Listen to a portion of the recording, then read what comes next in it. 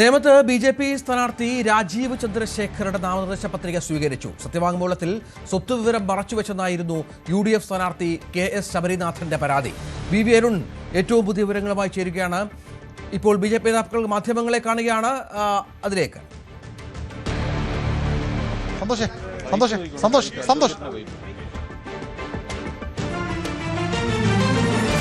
3 set പത്രികകളും സ്വീകരിച്ചു. ബി.ജെ.പിയുടെയും കോൺഗ്രസിന്റെയും CPM-ന്റെയും പരാതികൾ തള്ളിക്കൊണ്ടാണ് തെരഞ്ഞെടുപ്പ് റിട്ടേണിംഗ് ഓഫീസറുടെ നടപടി.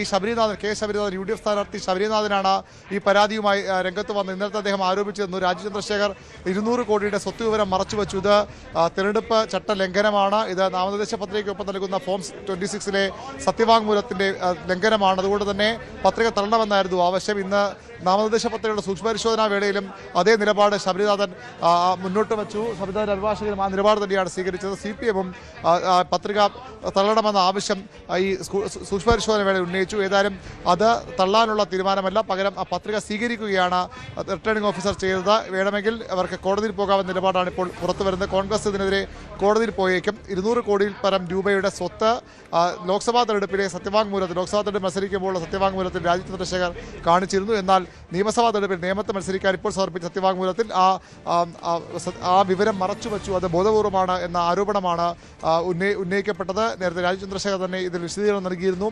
തെരഞ്ഞെടുപ്പ് പരാജയം ഉറപ്പായതിനെ തുടർന്ന് CPM-ഉം കോൺഗ്രസും നടത്തുന്ന നീക്കങ്ങളാണെന്ന വിമർശനമാണ് രാജീവ് ചന്ദ്രശേഖരന്റെ ഭാഗത്തുണ്ടായത്. ഇപ്പോൾ രാജീവ് ചന്ദ്രശേഖരന്റെ പത്രിക സ്വീകരിച്ചിരിക്കുന്നു. 3 സെറ്റ് പത്രികകളാണ് നേമത്ത് രാജീവ് ചന്ദ്രശേഖർ നൽകിയത്. ആ 3 സെറ്റ് പത്രികകളും ഇപ്പോൾ സ്വീകരിച്ചിരിക്കുന്നു. ഇതിനെതിരെ കോടതിയിൽ പോകാനാണ് കോൺഗ്രസിന്റെ തീരുമാനം. അല്പസമയത്തിനകം കോൺഗ്രസിന്റെ സ്ഥാനാർത്ഥി കൂടിയായ കെ ശബരിനാഥന്റെ പ്രതികരണം വിഷയത്തിൽ ഉണ്ടാകും. ഇതിൽ ഒരു തരത്തിലുള്ള ക്രമക്കേടുകളും നടന്നിട്ടില്ല എന്ന ഒരു നിലപാടാണ് ഇപ്പോൾ ബി.ജെ.പി. സ്വീകരിക്കുന്നത്.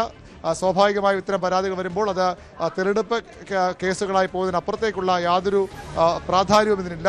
5 ലക്ഷത്തിൽ പരം രൂപ കഴിഞ്ഞ ആഴ്ചയാണ് രാജീവ് ചന്ദ്രശേഖരന്റെ സ്വത്തിന് വേണ്ടി നികുതി ഒടുക്കിയത്. അതുകൊണ്ട് തന്നെ അത് ഒളിച്ചു വയ്ക്കാനുള്ള തീരുമാനത്തിന്റെ ഭാഗമായല്ല, ഇത് സാങ്കേതികമായ നടപടിക്രമം മാത്രമാണ്. അത് വേണമെങ്കിൽ കോടതിയിൽ ചോദ്യം ചെയ്യപ്പെടുന്നതിനപ്പുറത്തേക്ക് പത്രിക തള്ളേണ്ട ഒരു ഗ്രൗണ്ടും ഇതിലില്ല എന്ന വാദമാണ് രാജീവ് ചന്ദ്രശേഖരന് വേണ്ടി തെരഞ്ഞെടുപ്പ് ഏജന്റും അതുപോലെ തന്നെ അഭിഭാഷകരും ഈ സ്കൂട്ടണി നാമനിർദ്ദേശ പത്രിക പരിശോധന വേളയിൽ ഉന്നയിച്ചത്. അത് അംഗീകരിച്ചുകൊണ്ടാണ് ഇപ്പോൾ റിട്ടേണിംഗ് ഓഫീസർ, ജില്ലാ ലേബർ ഓഫീസർ കൂടിയായ നിയമമണ്ഡലത്തിന്റെ ഭരണാധികാരി രാജീവ് ചന്ദ്രശേഖരന്റെ 3 പത്രികകളും സ്വീകരിച്ചിരിക്കുന്നത്. ഇവിടെ ഇപ്പോൾ അദ്ദേഹത്തിന്റെ വിശദീകരണം ഉണ്ടായിരുന്നു. തനിക്ക് 200 കോടി രൂപയുടെ സ്വത്തില്ല, ഇത് കോൺഗ്രസ് ഒക്കെ 2008 മുതൽ ഉന്നയിക്കുന്ന ആരോപണമാണ് എന്നും മറ്റുമാണ്. കോൺഗ്രസ് ഉന്നയിച്ച പ്രധാന പരാതി അദ്ദേഹത്തിന്റെ ബാംഗ്ലൂരിലെ വീടുമായി ബന്ധപ്പെട്ടായിരുന്നുവല്ലോ. അതിൽ എന്ത് വിശദീകരണമാണ് അദ്ദേഹം നൽകിയത്? ഇതൊരു പാർട്ട്ണർഷിപ്പ് ഫേമിന്റെ ഭാഗമായിട്ടാണ് എന്നാണ് എനിക്ക് മനസ്സിലായത്.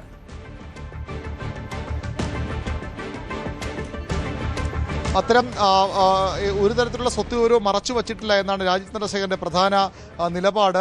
രാഷ്ട്രീയമായ ഒരു ആരോപണം മാത്രമാണ്. കോൺഗ്രസ് നേതാവിന്റെ പരാതി കഴമ്പില്ലാത്തതാണ്. 200 കോടി രൂപയുടെ സ്വത്തുണ്ടെന്ന പരാതി തനിക്ക് 200 കോടി സ്വത്തല്ല തനിക്കുള്ളത് എന്ന ഒരു നിലപാടാണ് രാജീവ് ചന്ദ്രശേഖർ സ്വീകരിക്കുന്നത്. അതുകൊണ്ട് തന്നെ ഇതൊരു തെരഞ്ഞെടുപ്പ് സമയത്തുള്ള ഒരു രാഷ്ട്രീയ ആരോപണം മാത്രമായി നേരത്തെ സംസാരിച്ച ബി.ജെ.പി. നേതാവ് പത്മകുമാറും പറഞ്ഞത് തന്നെയാണ്. 3 മണിക്കൂറുള്ള സമയം വെറുതെ കോൺഗ്രസ് നേതാവ് പാഴാക്കുകയായിരുന്നു. ഇത് തെരഞ്ഞെടുപ്പ് സമയത്ത് ഒരു മാധ്യമങ്ങളിലൂടെ ഒരു ശ്രദ്ധ കിട്ടാൻ വേണ്ടിയുള്ള ഒരു രാഷ്ട്രീയ നീക്കം എന്ന ഒരു വിമർശനമാണ് ബി.ജെ.പി. നേതാക്കൾ ഉന്നയിക്കുന്നതിനപ്പുറത്തേക്ക് ഇതിലൊരു കഴമ്പുമില്ല എന്നാണ് ബി.ജെ.പിയുടെ വാദം. ഏതായാലും കൃത്യമായ ഒരു ലംഘനം, തെരഞ്ഞെടുപ്പ് ചട്ടങ്ങളുടെ സത്യവാങ്മൂലത്തിൽ ലംഘനം ഉണ്ടായിട്ടുണ്ട്. അതുകൊണ്ട് തന്നെ കോടതിയെ സമീപിക്കുമെന്നാണ് കോൺഗ്രസ് വ്യക്തമാക്കുന്നത്.